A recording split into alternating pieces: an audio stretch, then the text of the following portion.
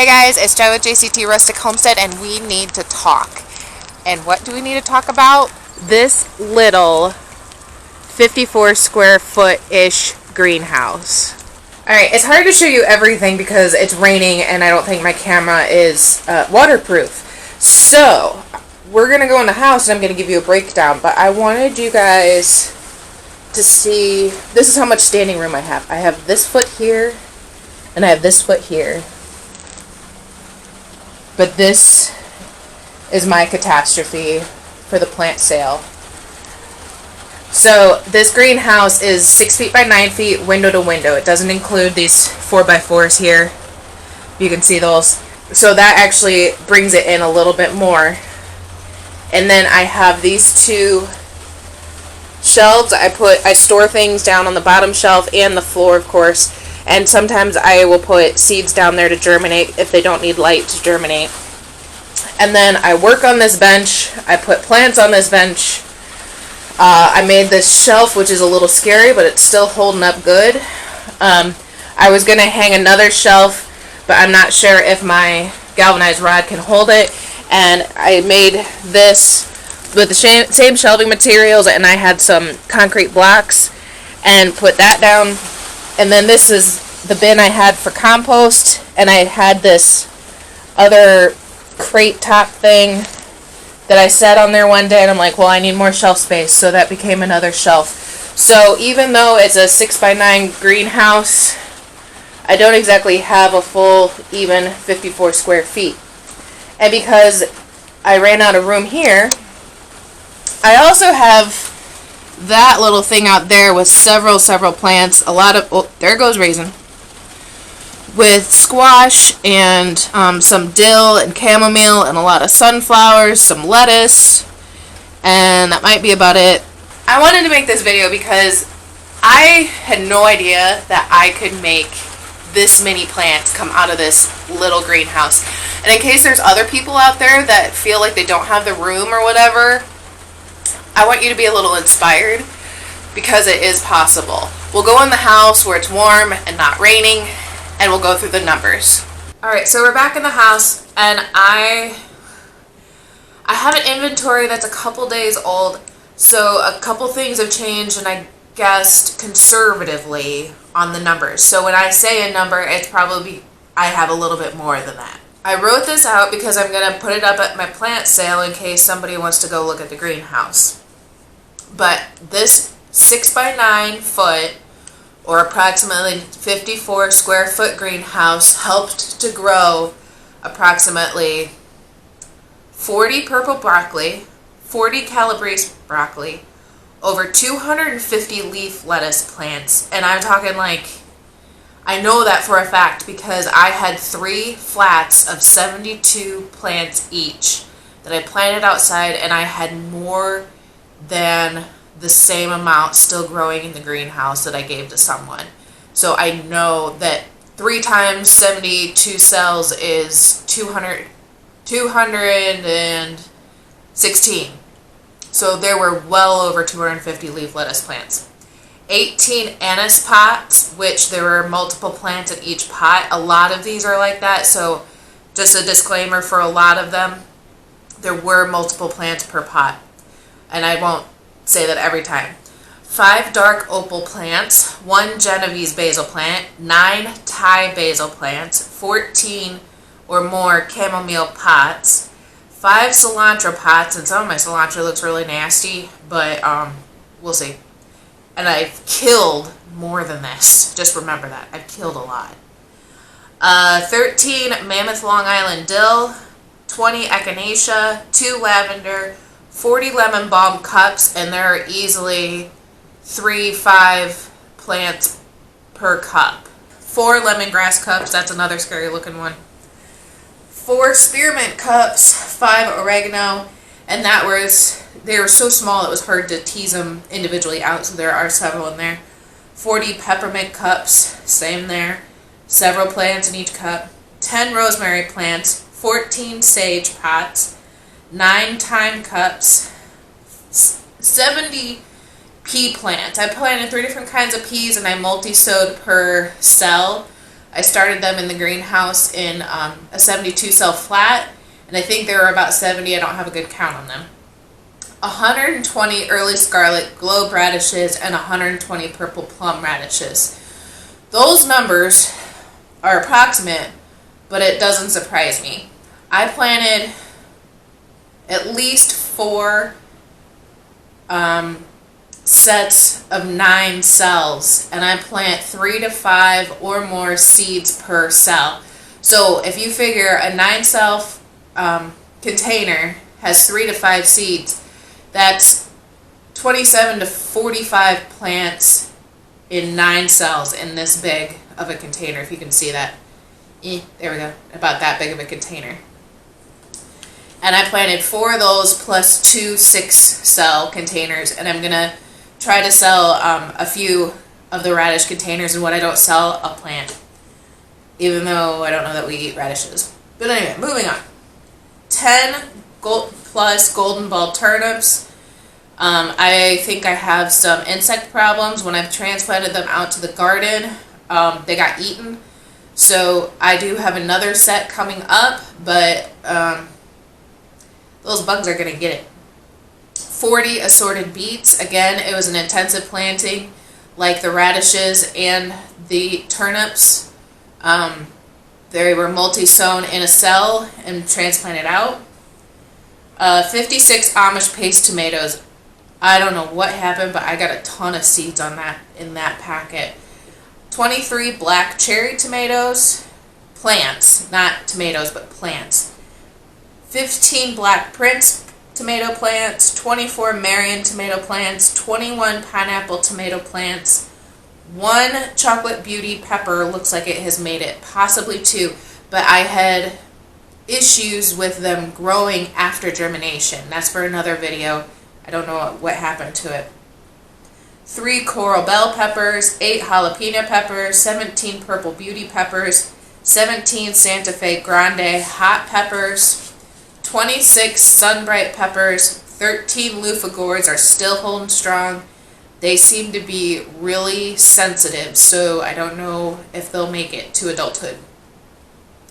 13 black beauty summer zucchinis, 2 butternut squash if I didn't kill the other one, 6 dark green zucchinis, 15 early prolific straight neck yellow squash, try saying that 10 times fast, 8 yellow bush scallop squash plants, and I think I actually have more than that, but I didn't get a updated inventory number.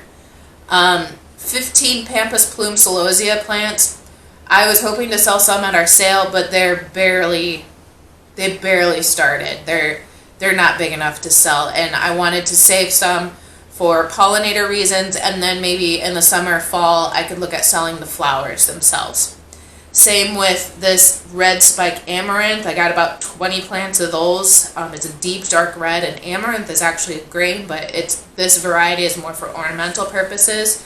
I'm looking to save the plants, plant them, and then sell the flower portion later this summer or fall. 33 or more autumn beauty sunflowers, 21 black Russian sunflowers, 20 mammoth sunflowers, over 30 sun gold tall sunflowers, and those are like the teddy bear looking ones, 18 marigold pots, 20 variegated vinca plants that I took from cuttings from last year's and rooted and was growing. All told, that's over 1,360 plants. So guys, I did over 1,400 plants in 54 square feet. I'm pretty jazzed about that. 1,400 plants. Guys, that is a lot of plants.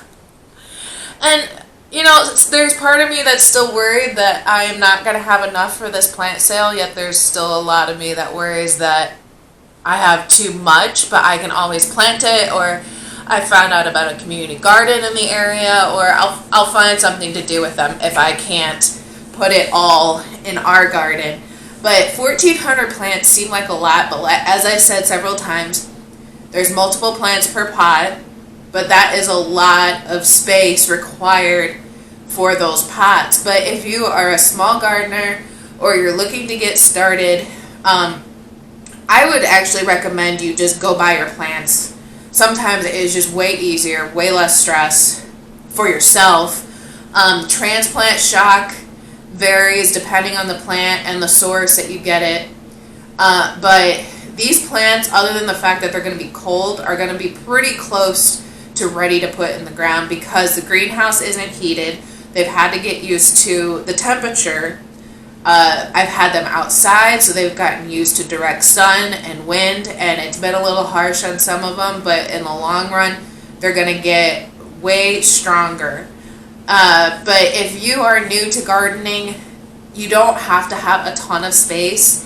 Do your research, select varieties that are going to work for your space, like you can do container gardening. That scallop bush squash is an example. It's also known as patapans.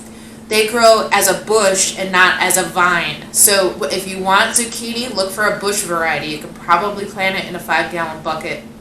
I think you can get those for $3 to $5 at a farm store. Or if you know a farmer, see if they have any extra broken ones because you're going to have to drill drain holes anyway. Tomatoes. You can do container gardening with tomatoes. Some of these, all of my varieties are indeterminate, meaning they continually grow taller and longer and whatever. They need support. But there are bush varieties that you would harvest most of your tomatoes at one time. Indeterminate will gradually produce fruit over time while it's growing. But if you don't have a ton of room to start your plants, I just showed you could start 1,400 plants or more in 54 square feet. I didn't use any fancy lights or fancy shelving. That is something I might look into next year or 2 years from now because the lavender and the rosemary were just so poor germinated. They're very difficult plants to start. I'm still learning, but there are some things where I think they need a warmer atmosphere to germinate before the seeds rot in the soil. Some of my peppers, as I said during my list, they germinated, they sprouted, but the seed casing stayed on the top of the plant and it actually choked and killed the plant. And I'm not sure what caused that. That was one particular kind of pepper that it did that. I need to do some research to see if that variety is prone to that or if there was something else going wrong. I don't know if I planted it too deep. But like I said, that wasn't the purpose of this video, to theorize as to why those didn't germinate or why they didn't grow properly. But seriously, if I can put 400 plants out of a greenhouse that size, a lot of people can do it. I don't have the best green thumb. In fact, I have pretty bad green thumb. I killed way more many plants than what I listed, especially with that cold snap that went through. I think that hurt a lot of plants. I know I lost some plants, but it can be done. And if you're going to redo the windows on your house, make yourself a window greenhouse. Find some 2x4s or 2x6s or whatever. There's clear corrugated plastic that is used for this roof. You can find those for a decent price at Menards. In fact, I'm kind of pricing it out to see if maybe next year I could at least create some sort of hothouse extension for our existing greenhouse so that I have a little more room to work with, not necessarily because I need more room and I need more plants, but because it lets me breathe. How I work, I would just like more space available to me. But a lot of things I started in 72 cell flats. The tomatoes and peppers I multi-sowed in solo cups, or like they were the cheaper version, but you know what a red solo cup is. That's what I started a lot of tomatoes and peppers, and then I divided them from there. So what that does is it allows me to sow several plants in a smaller area, and if they don't germinate or they die off, like the one example I told you, you're not wasting that space. I mean, real estate in that greenhouse is a premium, so I had to concentrate all of my seeds to make sure what was going to germinate and what wasn't. And then as time went on, I could transplant some outside, like the broccoli and the peas and the radishes. But I also, was replanting some things, multi-sowed just about everything, I think. I hope that gives you some ideas. I hope that gives you some encouragement for what you might be able to do for your greenhouse or garden. It doesn't have to be fancy or expensive. It doesn't have to be big. Yes, someday it would be awesome to have one of those commercial greenhouses or something, you know, bigger. But for now, this is what we're working with, and I am so happy. I am so excited for what we've been able to produce. And even if I didn't sell a single plant, I have more than enough plants to plant in our garden this year. So give us some suggestions about what you want to see us do. If there's a particular subject I haven't discussed or I alluded to and you would like to see more about, for sure let us know. Liking, subscribing, and sharing our videos really help our channel, and so I hope you guys are having a great day. Consider checking us out at jctrusticHomestead.com or our Facebook page, JCT Rustic Homestead. Also, I will put a few pictures that I've had on our Facebook page after this, just so you guys can see some of the plants not in the rain. If you've been staying tuned to our page and our event, you'll have seen these pictures, but I think this is just a testament to how much you can grow in 54 square feet. So we'll catch y'all later.